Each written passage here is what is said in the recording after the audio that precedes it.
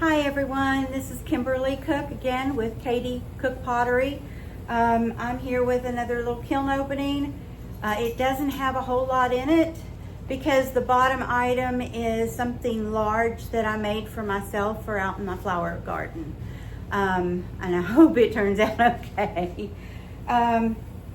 First off, I want to say to Marie at Pottery Crafters that I am so sorry I did not mention her whenever I was doing my flop bowls.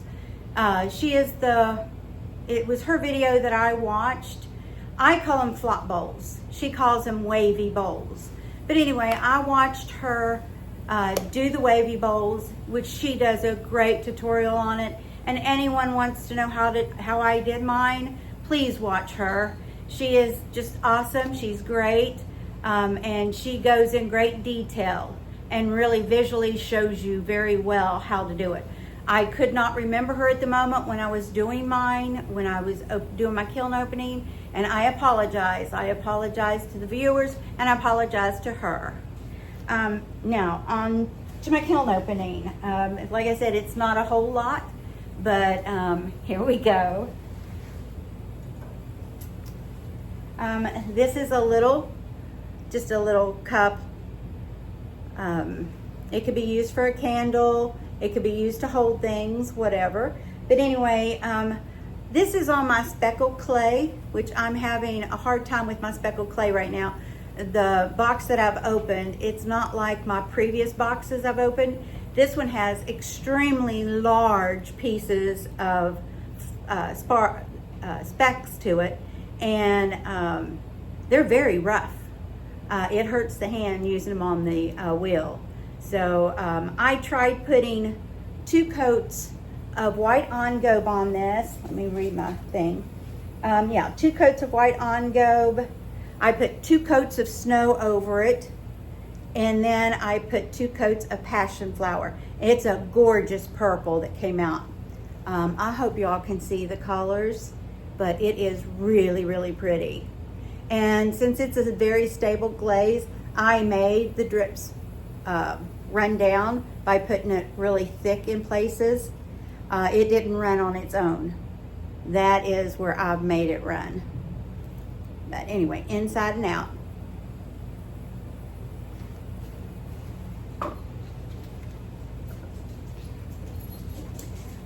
This is a small little tumbler. And it's just got 2 coats of snow tape. I went kind of thin down here. I don't know how and why, but for some reason I did. And then I've got snow on the inside, snow around the rim with a very light flux going around the edge, which is giving it that little bit of run.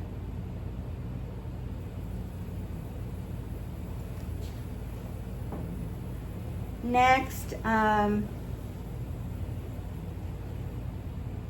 this is on my white clay, and I've got 2 coats of snow on the inside, 2 coats of snow on the outside to here. I put Smoky Merlot up to here. No, I put Smoky Merlot all the way up to here, I'm sorry. Smoky Merlot all the way up to here, and then three bands of snow to give it that, I guess you call it oil spot effect. I hope you can see it. With a little bit of light flux right where they met.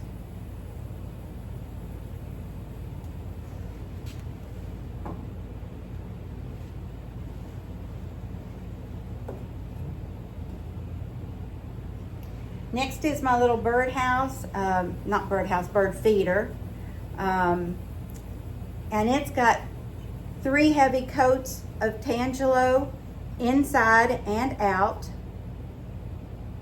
I made this with the lid being separate, and when I fired it, I fired them to stay together. But anyway, it's got Tangelo on the inside and out, and then it's got fruity freckles, 2 and 3 coats of it around. Some of them is just in blotches around. And then the lid is snow, I think I put 3 coats of snow on it. And then the flowers have 1 coat of snow, and then it has pink pixie on them. And that is so pretty with the blues and the pinks in it. And like I said, I did this separate from this, and then when I put them together in the kiln, I made sure that there was plenty of glaze up around the top here for those to stay together. And it is definitely fused together.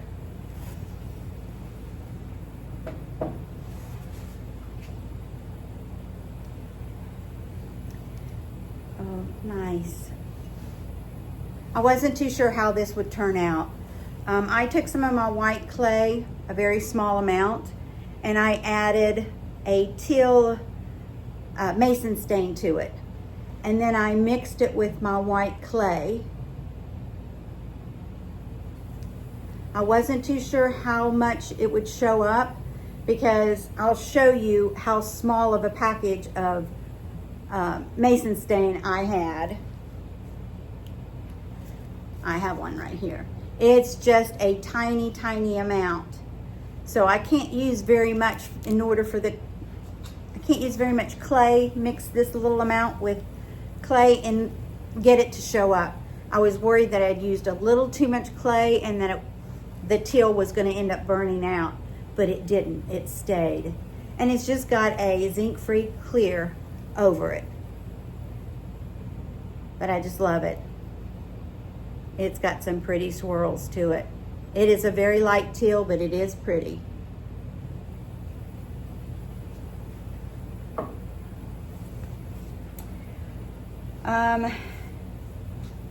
Next is my little egg separator.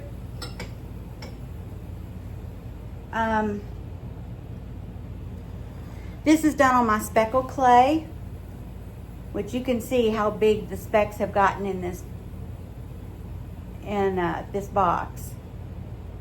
Anyway, this is an egg separator. You crack your egg, put it in there, then you tip it, and out comes the white part and the yellow stays in it. I've got some made that also, they're taller, and they've got the holes in it so you can also do your herbs, like your rosemary and your thyme, stuff like that, strip the leaves off of them. But this has got green tea on it. 2 thin coats of green tea.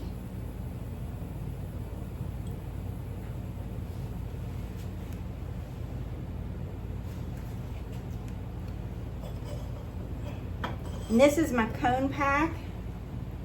That's my 5 and that's my 6. And I had a good 6, I think. I think that is a pretty good 6. I'm happy with that. Very, very happy with that. Next is, looks like it slumped some on me, but this is my chip and dip bowl. I use a plastic dish, well, mold-like thing that my mother-in-law had bought and given to me 7-8 years ago, because she passed away about 5-6 years ago. So, and I had it for a year or 2 before she passed. But she gave me, it was a bowl, and then it had some little bowls to it. It was kind of like, I guess, a little plastic salad thing. But anyway, I used it to make my chip and dip bowl. And as you can see, this slumped a little. Not too bad, but it did slump some. It still sets level, which I'm happy with. And I tried to do the peacock with this. You can't really see all the colors that I put in it. But anyway, this is my little chip and dip bowl. And it has, let me see here. It has ancient jasper, two coats of ancient jasper all over, including on the outside here, ancient jasper. And then I made my light flux U's, 2 rows. And then I put jaded stroke and coat, Mako's jaded stroke and coats, little dots, 3 coats of it all the way around, 2 rows of them. And I also did 1 little row down low of frosted lemon. And I guess that's what did the white, because I also put the frosted lemon in the middle, little dots. And then over it, just on the inside here, I put Cinnabar, a light coat of Cinnabar.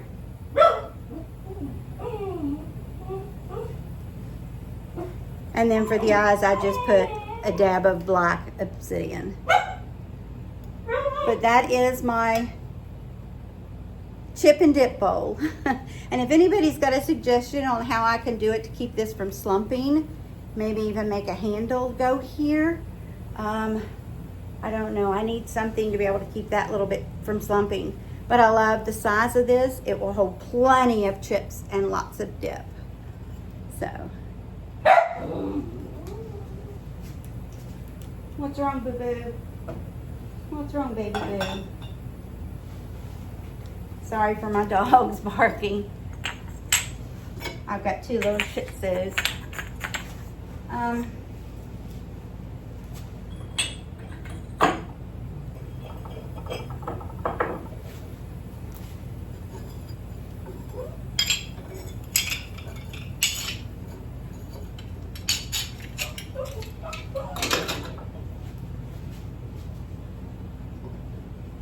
Oh, something dripped on my shelf.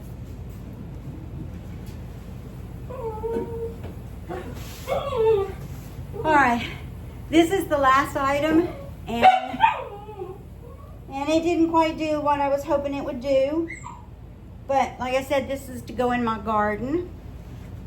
And this is my turtle. And I hope you can see his little head slightly sticking out and his tail. I did the frozen pond on it. And it looks like the glazes did not want like my ooh, it's got bubbles all over it. It's like as if it blistered everywhere.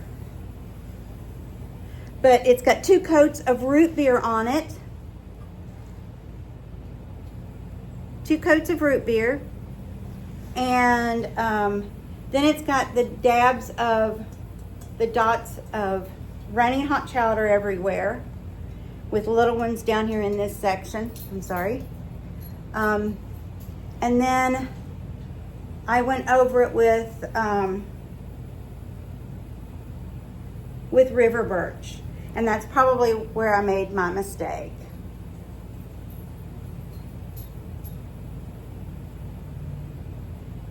I think the river birch made it run more.